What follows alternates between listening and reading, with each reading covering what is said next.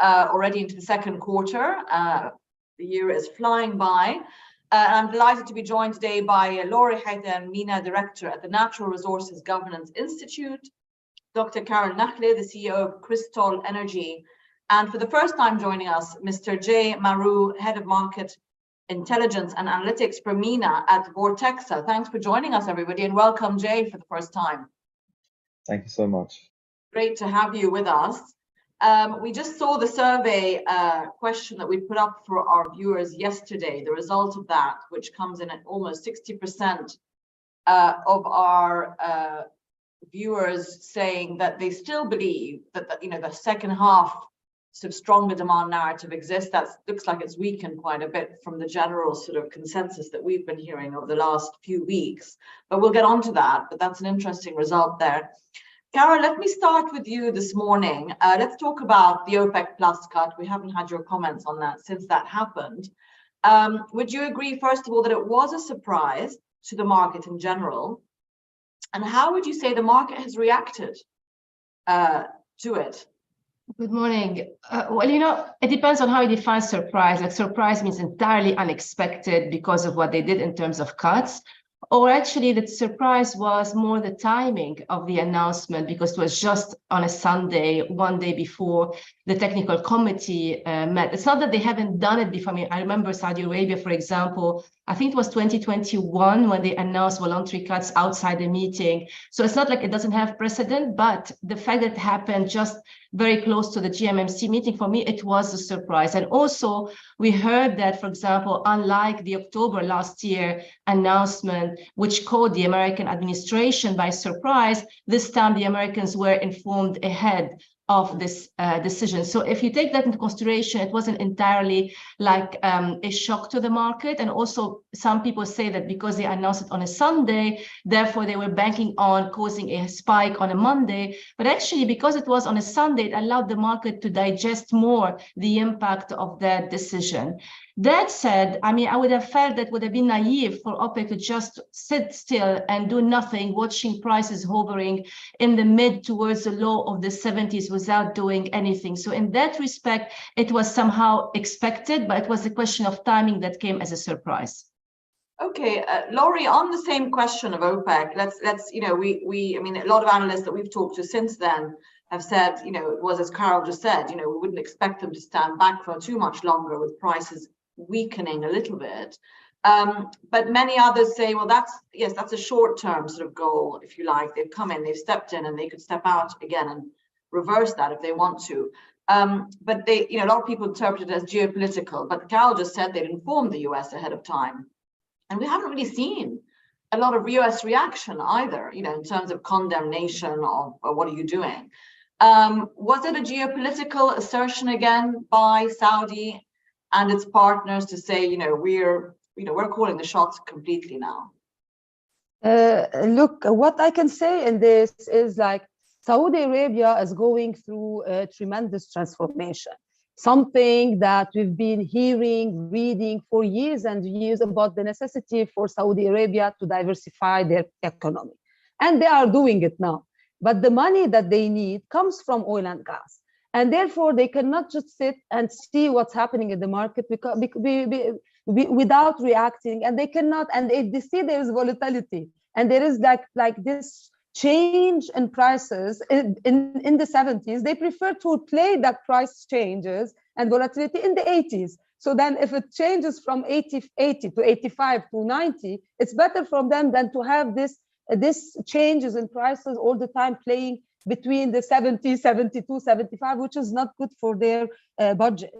So basically, Saudi Arabia now, it's everything that it's seeing through its plans to diversify and for the future of Saudi Arabia. So this is how we have to see it, and not this problem of today they don't like Biden, so they are reacting to Biden.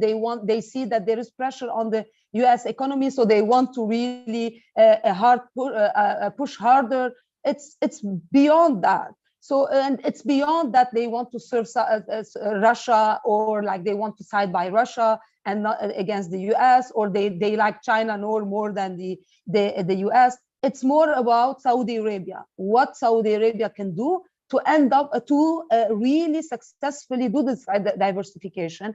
And this is how we have to see it. MBS's obsession now, it's to really manage the diversification, really manage to get to all the targets that he has put for Saudi Arabia to at least go create another economy next to the oil economy. And he knows like what are the challenges. Everybody is talking about the energy transition. Everybody is talking about that we will have less and less of need for oil and gas, even that it's not like we are going to lose, I don't know how many millions of barrels per day, but there are these challenges and there are these pressures that make him that he wants to, whenever he can get, he wants to make this diversification happen. So we have to take it from that angle, or at least this is how I'm reading for a while now what Saudi Arabia is doing in the oil and gas world. Yeah, and making sure that its coffers remain full and that its social contract also can continue to, with all the political changes happening inside the kingdom as well. Jay, welcome again. Great to have you. Related to that is obviously OPEC and Saudi reading the situation, right? I mean, they wouldn't have made this move just to blip prices up. They've done that for one reason, as Laurie just pointed out, but also, you know, for efficiency purposes. They're probably seeing that the demand picture is weakening, or is weaker than perhaps expected a month or two ago. From your perspective on the movements and flows of oil, etc., and shipping, would you say that that sort of, and related to our question that we showed at the beginning of the podcast, that the second half demand strong pull from China scenario, coupled with, you know, Western recession coming, is materializing in that sense, that, you know, that we're not seeing as strong demand as we expected, or would you disagree with that? So I think there's two things to consider here. One is that Chinese demand for oil imports is picking up. We already see that in March being an exceptionally strong number. So clearly the pull is coming in there. Now the question is whether that sustains, whether that plateaus, or whether that accelerates. The question on the West is slightly different. Yes, we've seen financial markets in a little bit of a turmoil recently. However, it's a completely different ballgame to what happened in 2008. And the seasonal factors that are at play in Europe are quite strong, right? We've got US driving season ahead of us in the summer. We've also got an expected pickup in diesel demand as well as we get into the second half of the year, especially as we close towards the winter. So there are naturally supportive factors here for oil demand as we head into the second half of the year. So the announcement by the coalition to make this cut, it's a very interesting one. I think one thing that we haven't talked about so far is the subject of spare capacity. And obviously, since oil demand has been rising naturally post 2020, post COVID, one of the concerns that has been made is there enough spare capacity in the market? So this voluntary cut is in some ways a little bit of a release valve to allow more spare capacity, especially to Saudi Arabia. However, that's on the basis that this production cut actually happens. So we've heard this announcement. Now it's up to OPEC, OPEC plus countries to see and materialize this cut. And I think that will be the key test. We haven't seen anywhere near the level of cut that was announced previously in November translate into export seaborne loadings of crude since then. So it'll be interesting to see whether it materializes now this time around. Okay, and another thing that we haven't apparently seen evidence of is Russia's unilateral cut of that 500,000 that it made a month or two ago, the announcement at least. Carol, have we seen any evidence of that? And just generally putting that in the context of Russian flows in general, no change except that the length of time and the redirection of Russian oil and products since the embargo there in February. And does the market expect that to change in the next few months?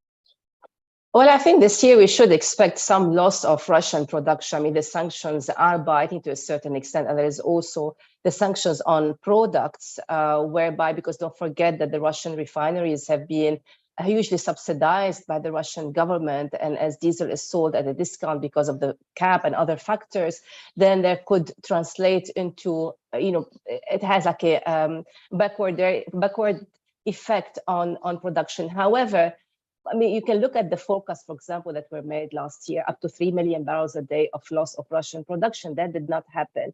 And even today, you would expect certain loss of production, but not really substantially to cause a major deficit in the market. And as you pointed out, Diala, of course, I mean, this is the nature of global oil markets, unlike gas markets, particularly if you're talking about pipeline gas, which is a regional affair.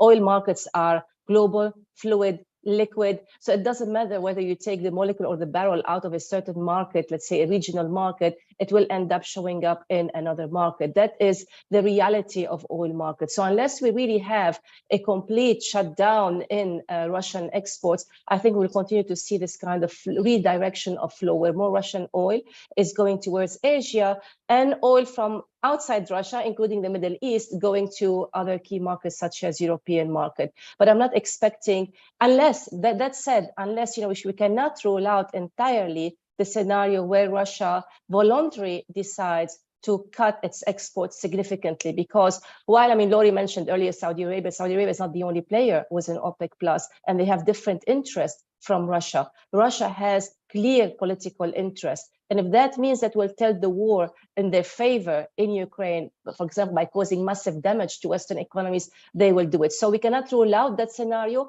And under that scenario, where the Russians decide to really curtail their exports, of course, we'll see some repercussions on global oil markets. Yeah, and of course, on Russia itself, from a revenue point of view, possibly, there might be some repercussions. But Laurie, let's talk about gas. Carol mentioned that, and we've, the European picture for gas to come, if you like, this winter. Only a month or two ago, people were saying, well, we've done, we've passed through this winter fine because of certain, factors, but next winter we've got to worry about. And then this week we have people saying, even this coming winter, Europe is ready through its efficiencies, through its LNG import infrastructure, etc. So would you agree with that, or is there still a point of view that if we have an excessively cold winter, it will struggle?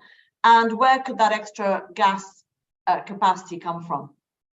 Look, I think Europe, what Europe's policy is and the EU's policy is, like, we are not over anything, and we need to keep on fighting like through policies to get through several winters and to change the whole system. So they are seeing this as an opportunity to really accelerate what they were talking about, the energy transition, the need to switch in systems, etc., which is not easy, which requires a lot of people's behavior changes, which requires infrastructure, which requires new technologies, which requires many things. And so now they see it as an opportunity. For them, it's existential. It's beyond summers or winters, etc. It's how we can use now the pressure that we are in to accelerate that energy transition. And this is what they are trying to do today. So definitely there is this a need for this winter, which is after a couple of months, but again, next winter. But more importantly, the bigger picture for them is they're passing all these laws, they're negotiating between each other on how to change the whole system and rely less and less on if you want, traditional energy and on gas, etc. And we've seen that at least they managed last winter, and it's not easy. With the IEA report saying that there was a cut of around 55 BCM, it's not easy, and they had shown where the cuts have been coming, and they are putting sometimes systems that are going to have a longer effect of reducing the demand in the EU for gas and dependence. But those systems into 2024, the efficiencies that they put in. But what about getting, setting things up to get gas from the East Med? Are those countries positioned to actually supply? So basically, what they've been doing as well since the first day, so they were going around and shopping for gas from not new producers, but again, from traditional producers, what Italy has done with Algeria, with Libya, in the hope that this time they will really be efficient, and for Algeria and for Libya to produce and deliver the gas and increase the production. Same, they came to the East Mediterranean. They had signed MOUs with Egypt, with Israel, hoping that there will be an increase. That created a new hype in Cyprus that, yeah, now finally we'll have the opportunity to develop our discovered gas for years, but we couldn't do that. But the Eastern Mediterranean, it's a complex place where you have a lot of politics, geopolitics interfering into the business of oil and gas. And at the same time, there is a possibility to have gas from there, but who is producing it now? It's only Israel and Egypt. The way to get this gas out of the region is very limited to only the plants that exist in Egypt. So you need other infrastructures. Who's going to put other infrastructure if the market, the immediate market is Europe, and if Europe is not giving that sign that it needs it beyond 2030? So it puts the companies in a difficult position, but at the same time as well, it's giving a bit of a hope that maybe there, at least in the region, like there is this hype again, Lebanon, Cyprus, that, yeah, this is the opportunity for us to develop the gas. But I think for Europe, it's short-term demand gas. So whoever is producing now or able to increase fast enough until 24, 25, 26 will be able to really give that gas, to send that gas to Europe. But beyond that, it's questionable if it's going. Yeah, and also they have their own immediate demand scenarios, don't they? I mean, increasing demand. High demand in Israel. The ones who can possibly send today have their own domestic demand to meet. And you know, so again, of course, they can all start to reverse that and import LNG as well if needed. Carol, just back to you on just related to the OPEC question, but the Fed policy. Just look at the US a little bit. You know, what are you hearing about, you know, with this OPEC move and higher oil prices?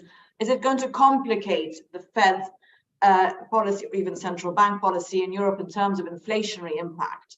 And making that job harder than it already is? They're already stuck in this dilemma of what to do with rates, etc., and forecasting economic activity.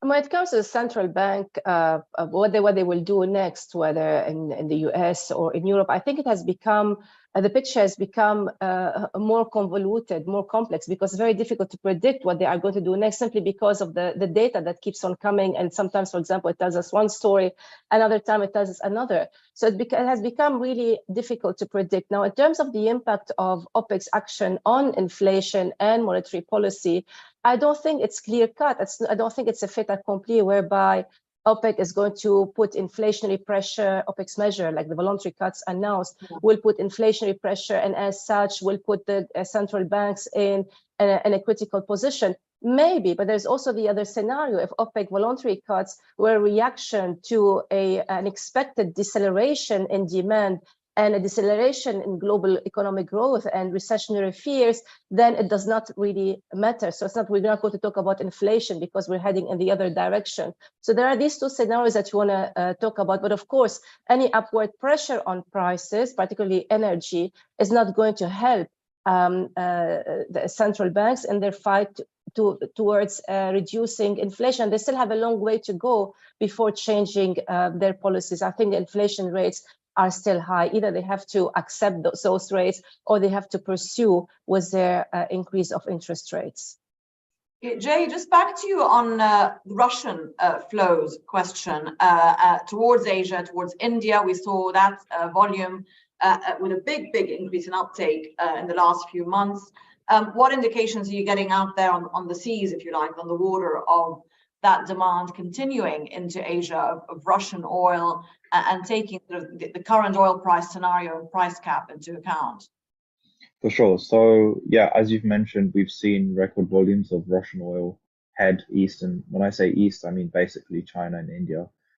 In the crude markets, these two countries have been the main buyers of Russian crude post-war, and that hasn't really changed. And really, there isn't much reason for that to change anytime soon.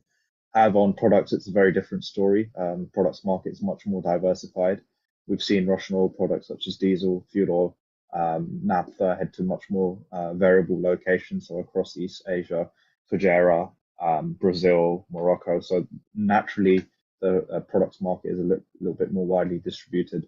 Now, the question is whether that will continue. There are some interesting bits and pieces of news coming out. So there's this interesting little competition between China and India going on at the moment as to who can or who will import more Russian crude. For the first time in quite some months, China actually overtook India as the largest importer of Russian crude in March, only slightly though, after record volumes from India for repeated months. So the question is whether that will continue, and given that the signs for Chinese crude import demand look pretty good, maybe, yeah, that could be the case. However, the other side to take into account is what's happening with Iranian volumes as well. So because India is importing more Russian crude, and especially now, so some of the crudes that are coming out from the Far East, what that means is some of these Chinese independent refiners are actually looking to import more Iranian crude as well. So we've seen in our data as well, Chinese imports of Iranian crude have actually trickled higher a little bit in March versus February. So yeah, there's a lot of interesting dynamics at play. Yeah, and we have seen the Iranian export story improve in the last couple of months, haven't we? Is that because people are turning a blind eye to it, or what's happening there, in your opinion? I mean, Iran has been exporting crude at pretty high levels for quite some time now. I think that's something that's probably going to stay. Haven't the figures gone up? Hasn't there been an improvement? So actually, there was a little bit of a decline in January and February versus December levels. December was particularly strong, but nevertheless, they're still pretty strong. And even the flows heading into China, I think our March number was about 700 kbd. So yeah, significant amount of oil still heading from Iran into China. And I mean, I suppose China, the other comment people make is it'll keep taking the oil in from Russia or Iran. But if prices, even if global prices lift that whole sort of price equation up, they've got plenty of inventory, so they may slow down that sense.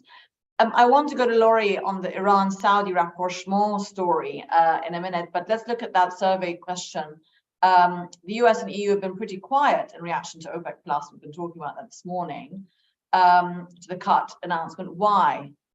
They see this demand destruction, recession ahead, presumably is what OPEC has done in terms of, that's why it's acted this way. A waste of time, has no influence over OPEC Plus, or China demand recovery has not arrived yet, and so presumably they expect it's not going to be as strong as usual. So let's have a look at the result of that later. Laurie, the recent rapprochement, and then we have also the EU leaders going to meet President Xi today, I think, this week. That's another geopolitical meeting happening this week. But on the Iran-Saudi rapprochement route, give us your take on that. Why now? Why do we see at least an outward demonstration today, and what do you expect to come of it? Why now? Again, like Saudi Arabia sees that it needs to take things in their own hands, and they need to stabilize the region for their own benefits and to have all these investments coming in, etc. So they've seen that nothing is happening from the US side. The US has its own agenda, the EU has its own agenda. So part of it, it's like, okay, so we do have our own agenda.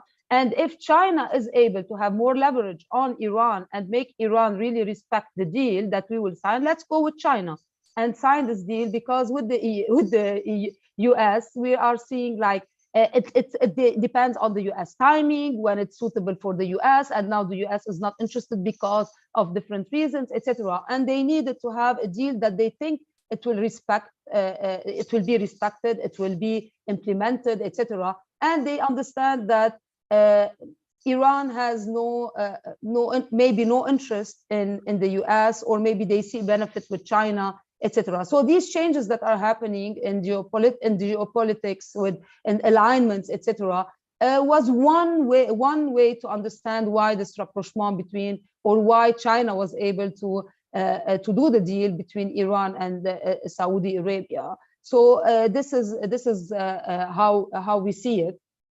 So again, part of whatever makes whatever benefits Saudi Arabia will do it. So this is how we read it. And basically, let's see if this is going to be implemented. What are the next steps, etc. So nothing. I don't think there is more to that. Okay, Carol, can I go to you with the same question? Your impression of that, and whether this is really a turning point or is it a short-term, move by China to be seen as a mediator and to kind of embarrass the US by being the one to bring these two together? How do you see that? I mean, first of all, based on the information that I received, I don't think the deal was triggered by China. The deal was in the making before. I mean, it was not like really initiated by China, but China was seen as the most appropriate player to be like on the facade of the announcement of this kind of détente between Saudi Arabia and Iran. And second, I mean, it is a natural development, right? Because this is not happening overnight. This has been happening for the last years, and if not more than a decade at least, whereby we're seeing Eastern powers, starting with China, playing a more notable role in the Middle East. So far, they tried to remain independent and objective and maintaining relationship with everyone in the region, right? So without excluding, without taking sides. And they would like to try to continue with that kind of maneuvering, whereby they would be they would maintain good relationship with everyone. I mean, they have had relationship with Iran long before recently, and they have had, significant investments in Iran, and also they had very important deals with Saudi Arabia. So in that respect, we should expect to see this kind of a role that China is playing. Whether they can maintain this neutral stance for many years to come in a region which is politically fragmented, that remains to be seen. I mean, with the US, we saw when they played a notable role, and they continue to play an important role, they have clearly chosen sides, whereas the Chinese have so far maintained a neutral stance. Can it survive in the region? That is a big question to be discussed in the coming years.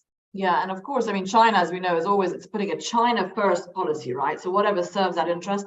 And as a Saudi, I suppose Saudi and Iran are coming together for economic interests and political, but Iran is also on its knees and domestically has a very volatile political situation. Carol, let me just stay with you as we start to wrap up and talk a bit about oil prices in terms of projections. I mean, obviously, none of us can project what's going to happen. We've had fairly steady ranges in the first quarter. I mean, apart from one or two blips with the announcements, but we haven't seen the volatility yet this year that we saw last year, let's say, as a pattern. So that seems to be the case right now, and it's not because there's less unknowns out there, right? So what are you hearing in terms of what the sort of floor and cap could be this year, all things remaining equal? That we're seeing potential mild recession might come on board in EU and US, but nothing else dramatic. The war will continue as it is, flows will continue. Do you see that volatility question has been resolved, if you like, by OPEC? Not at all, not at all. I mean, really, all markets are by their own nature volatile. And when you have uncertain economic outlook, uncertain geopolitical outlook, we cannot take things for granted. These have not been resolved yet, right? Even the outlook from China, we are in different one. Just remember where we were a year ago, towards the end of the year, when China announced the lifting of abandonment of zero COVID policy. Everybody jumped and said, oil demand will come back roaring with a vengeance from China. They forgot, they overlooked the policies that China has implemented, economic policies which have repercussions on oil demand today. So we are still in an environment where there are huge uncertainties, and therefore I expect volatility to continue. And to go back to your question, I'm going to raise an issue which is more or less controversial. When people tell me that OPEC wants to ensure market stability, I say, of course, this is the raison d'etre, but at what price? So if the oil market gives us a price of $40 and the market is stable at 40, and there is no volatility, would OPEC accept that and then maintain that price? So that's another element you have to bring in, the kind of unspoken price level that OPEC countries would like to see. And mind you, OPEC is not a divergent or a coherent entity in terms of their perception about the oil price. So my short answer would be volatility should continue. And no, OPEC did not take volatility out of the oil market for this year at least. Okay, thanks, Carol. Well, we're going to have to end it there with that, and with volatility still to come. There's the result. We have nobody supposedly saying that they're questioning China demand. and 64% goes to OPEC. So that they win the battle. Waste of time. They are, you know, in control at the moment. I suppose that's where, and of course we didn't talk about US capacity today. That could influence things, and that could be brought on stream again. And we have the whole SPR news this week as well, of whether the US would go back to dip into that and buy that back. But we've run out of time, I'm afraid. Thank you to Laurie, to Dr. Carol, and to Jay for joining us today on the podcast. Thanks so much, everyone, and have a great weekend. Happy Easter to those celebrating. Thank you. Thank you. Thank you. Bye. Bye-bye.